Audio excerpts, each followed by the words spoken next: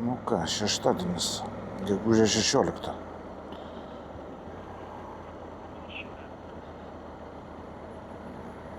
Bandysim važiuoti į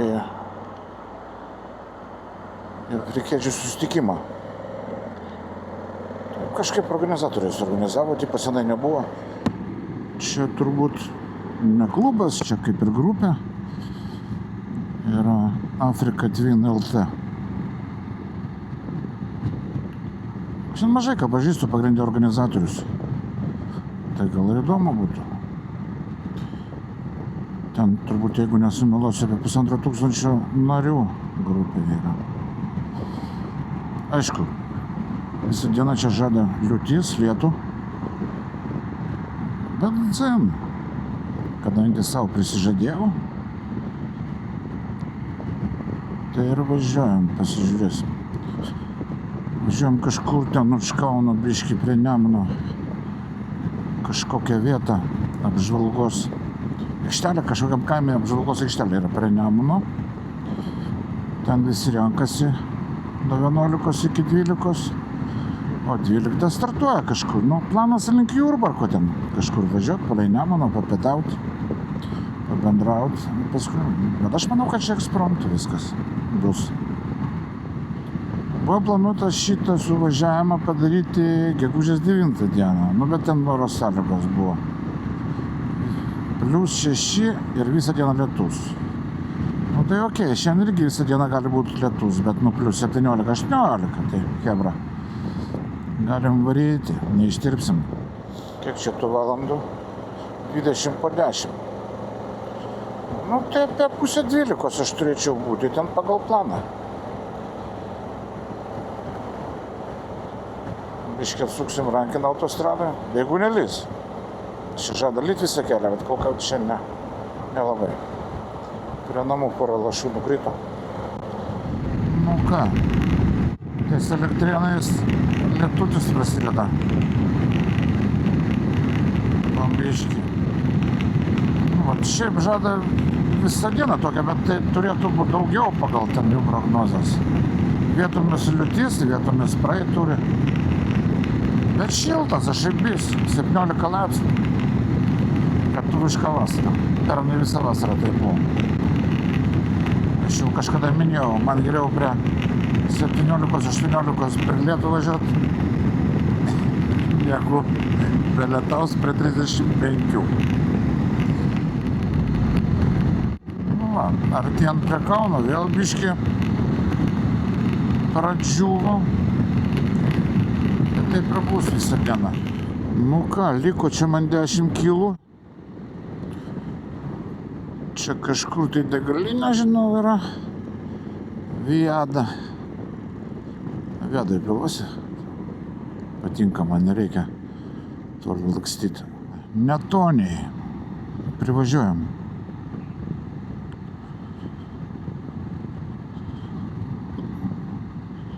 Nu ir pasižiūrėsim, įdomu, nu kiek mocų bus? 10? 50? 100 gal?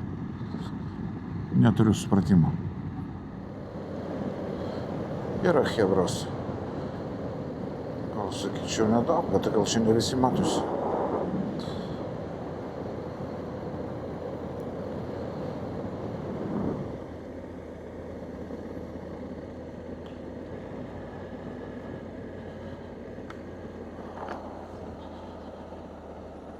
Yra, bet nedaug.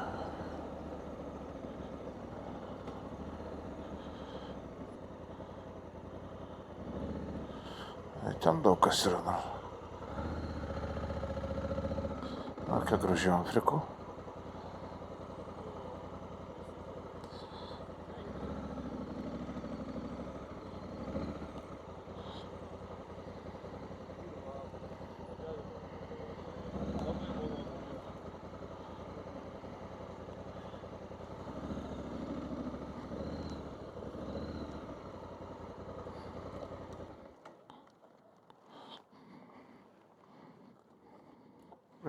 Mes važiuojam ne tam, kad pasiekti tašką B. Bet mums ta pati kelionė turi suteikti malonumą. Jau pats linksmumas tame, kad mes apskritai gana nemažai susirinkome. Tarp kitko neskaičiau, kiek mūsų. Ir kažkaip tai euforijos toks jausmas yra, kad aš džiaugiuosi, kad iš tikrųjų chebra, neskaitant, kad toks prieštaringas toks oras, bet kad atvažiavo. Ir džiaugiuosi, kad tave pamačiau. Gerai. Feisbuke, kad pasiūlė į kartodromą Smalininkų užsukti ir važiuoti. Su BMS buvo vaikinai. Nėra čia. Nes labai man patiko, jisai sako, kad problemų nėra, nes tokių pakelių yra tas, o galiausiai galim dar ten važiuoti į kartodromą. Tai čia nereiškia, kad mes ten į kartodromą tą važiuotumėm. Sako, galim ten varžybėlę padaryti. Viską mes galim padaryti, teko tai daryti. Ir, mes galim daryti taip, kaip mes panorėsim. Ten kokią nors ten gyvatuką, bet man atrodo, kad ne šį kartą. Tai buvo numatyta, galvoju, kad nuvažiuoti iki Jurbarko, neaišku, koks bus oras, bet, o kažkas norėjo žvėrais, kažkas nenorėjo žvėrais, bet kadangi nėra Antano, žvėrais mes čia galim pravesti, bet gal važiuojam visi kartu. Kai mes ten susirinksim kitą kartą, mes galėsim ten ir kokią trasą padaryti, ir sunkesnė, ir lengvesnė, ir orientacinė, ir orientacinės varžytuvės, kur galima dviese važiuoti, nes tai mes daryti mokam ir žinom. Ir dabar tiesiog, kad taip pabūsim kartu, nes įdomių dalykų pamačiau, daug gražių ir naudingų techninių sprendimų pamačiau, kad Afrikos taip ir vienodas, bet jau labai visos skirtingos. Tai, važiuosim tada koloną, o galbūt bus kažkokios tai vietos, kur galima bus tiesiog pasifotografuoti, statysim gražiai motus, parodysim, kad mes irgi esam tokie gražus ir aktyvus. O šitam Jurbarke galėsim užvažiuoti šašlykinę, atskleisiu paslaptį, bet man norisi tai pasakyti, tai pasakysiu. Praeitam kartui buvau, kalbėjau su šašlykinės vedėja, sakau, čia privažiuos žmonių nemažai. O kiek? Sakau, negaliu pasakyti, 40, 50, o jeigu 60 atvažiuos, sugebėsit pamaitinti, jūsgi žino, turit kažkokių tai savo tokių gudrybių, kad jeigu atvažiuoja didelis žmonių kiekis, kad pamaitinti, kad alkanų nepaleidžia. Būčiau aš ten šašlykinės vedėjas, tai reiškia, kad reaguočiau į tokius dalykus. Aš sako, nėra problemų. Mūsų, sako, mums geriausia gaunasi šašlas ir karbonadas pamaitinti visus. Tik susitarėm, kad prieš tai susiskambinsim ir pasakysiu, kiek žmonių. Tai šeštadienį jinai man paskambino praeitą, sakau, niekas nepavyksta dėl oro sąlygų. Tai dabar aš jau nenoriu skambinti, sakyti, o gal net per kokį sustojimą ten ir pasakysiu, kad atvažiuosim. Gal ir pasakysiu, o tegul jau jinai sprendžia. Svarbiausia, kad nebuvo kažkokių tai pinigų rinkimų ir ten mokėjimų iš ankstinių. O gal skambinam, kad skubuos išvirti kartos? Gal ir paskambinti. Gal skaičiavot mūsų kas nors, ne?